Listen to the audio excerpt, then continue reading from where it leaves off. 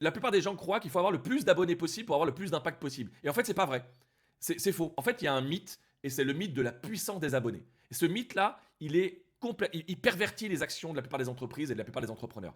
C'est pas vrai en fait que l'impact il est lié au nombre d'abonnés. L'impact il est lié à l'engagement des abonnés. C'est-à-dire que si vous avez peu d'abonnés mais un très gros taux d'engagement, là vous avez vraiment l'impact. Je vais vous donner un exemple qui est très simple, qui est un exemple que j'ai déjà cité. Je connaissais un géologue qui était vraiment un expert dans son domaine, vraiment un expert. Sur LinkedIn, il avait 2000 abonnés.